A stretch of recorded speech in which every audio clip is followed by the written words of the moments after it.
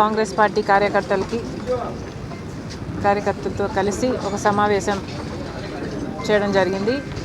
ముఖ్య ఉద్దేశం ఏమిటంటే కాంగ్రెస్ పార్టీ భవిష్యత్ కార్యాచరణ ఎలా ముందుకు వెళ్ళాలి, ఏ సమస్యల మీద పోరాటం చేయాలి, కోఆర్డినేటర్లను నియమించడం జరిగింది. తర్వాత ఆర్గనైజేషన్ డెవలప్మెంట్ అయితేనేమి, లేకపోతే చంద్రబాబు గారి సూపర్ ఫ్లాప్ అయిన సందర్భంలో వాటి మీద పోరాటం చేయటం అయితేనేమి, బీజేపీకి వ్యతిరేకంగా రాజ్యాంగాన్ని పరిరక్షించే విధంగా కాంగ్రెస్ పార్టీ ఉద్యమించాల్సిన అవసరం ఉందని ఇదివరకే చెప్పాము.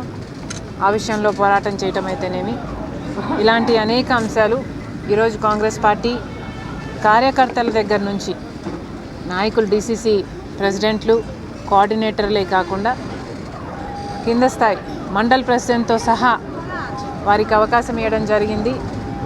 వారి అభిప్రాయాలను చెప్పుకునే అవకాశం, వారి సమస్యలను చెప్పుకునే అవకాశం ఇవ్వడం జరిగింది. మొత్తానికి చాలా సక్సెస్ఫుల్గా అన్నమయ్య జిల్లాలో కాంగ్రెస్ పార్టీ జిల్లా స్థాయి కార్యకర్తల సమావేశం సక్సెస్ఫుల్గా చేసుకోవడం జరిగింది. Thank you. మేడం, నేను కడప వేదికగా మీపై కొన్ని మహిళ కొన్ని ఆరోపణలు చేశారు. జిల్లా కాంగ్రెస్ పార్టీ ఇద్దరి వరకే చెప్పాము. కాంగ్రెస్ పార్టీ ఒక సముద్రం లాంటి పార్టీ. ఈ పార్టీ రీజనల్ పార్టీస్ లాంటి పార్టీ కాదు. ఈ పార్టీలో చాలా స్వేచ్ఛ కూడా ఉంటుంది. రాజశేఖర్ రెడ్డి గారు చెప్పినట్టుగా కాంగ్రెస్ పార్టీ ఒక సముద్రం. ఈ మహాసముద్రంలో చెత్త కూడా ఉంటుంది. ఆ చెత్త అప్పుడప్పుడు పైకి లేస్తుంటుంది. దానికి మనం చేయగలిగింది ఏమీ లేదు. కాంగ్రెస్ పార్టీ ఈరోజు దేశానికి అవసరమైన పార్టీ. ఈరోజు మన రాజ్యాంగానికి